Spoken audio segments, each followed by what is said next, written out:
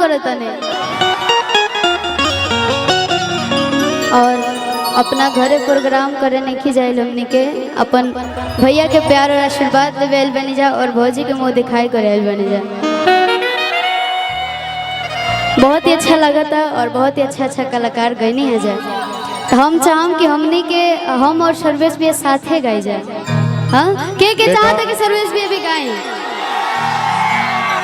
हाँ भाई काहे ना चाहम जा। देखो हमारा भी उन्होंने बैठ के आशीर्वाद लेवे देवे के बा ठीक बा।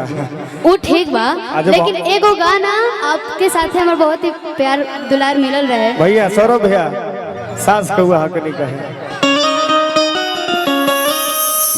हेलो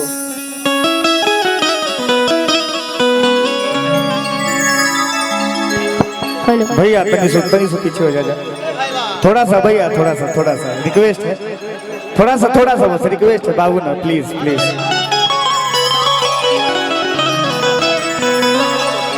चलिए अगर भोजन गावे लगम जो तो बहुत देर हो जाए तो भैया हमारे बाउंसर भैया आप लोग क्या कर रहे हैं उतारिए सबको फिर सब लोग आ गए भैया क्या मतलब है।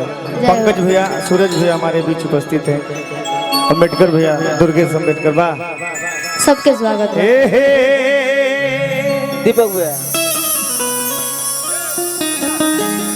भैया अरे कि हम ठीक बनी धनी बहरा में बस हम थोड़ा सा गुनगुनाएं बाकी आप क्या करते हो कुल चीज करे हुआ हे कि समाचार अपन सुनावा वाह वाह गाना के हिसाब से लोग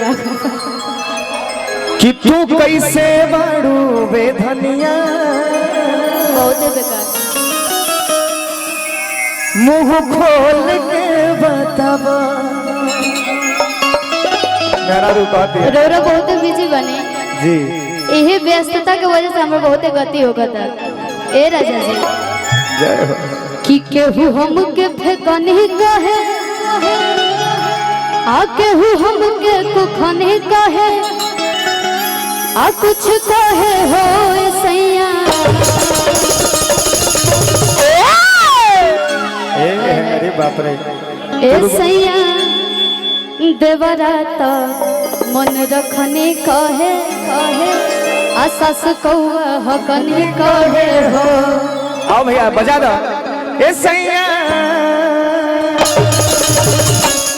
आओ ए सैया देवरा मन रखनी कहे ननदी तो फेकनी कहे सास कौआ हकनी कहे हो। ए सैया देवरा मन रखनी कहे ननदी तो फेकनी कहे सास कौआ हकनी कहे। ए सैया देवरा मन रखनी कहे ननदी तो फेकनी कहे सास कौआ हकनी कहे हो। ए सैया देवरा मन रखनी कहे ननदी तो फेकनी कहे सास कौआ हकनी कहे। रोक दो भाई रोक दो अब आप गाइए बहुत बहुत धन्यवाद बहुत आपको धन्यवाद आपके गा लेनी चाहिए। और हमारे बीच आदरणीय हमारे जिला पंचायत बड़े भैया रोहित भैया भी उपस्थित हैं उनकी पूरी टीम को मेरा बहुत बहुत धन्यवाद। मनीष भैया आइए मैम गाइए। पारुल दीवानी हेलो चंद्रा भैया पारुल दीवानी का हाँ बाड़ी और भैया थोड़ा सा मंच बार कर भैया खाली करवा दीजिए महाराज। पारुल दी और गौरव भैया दोनों घर की इज्जत है आप लोग घर की इज्जत नहीं समझ रहे हैं बताइए क्या मतलब है। हो भाई ये जो जोड़ी लाग रहल बटे कौन से अरे हमनी का अपनो जोड़ी देखिए हमारे गुरु हमारे गार्जियन हमारे बड़े भैया अनिल जायसवाल भैया उपस्थित की तरफ से बहुत बहुत सम्मान। अनिल भैया की तरफ से 500 रुपया का पुरस्कार हीरो हीरोइन के दिए। पवन भैया कहाँ बड़ा पवन राजा प्यार हटे एगो गाना आई रहे से तो तमाम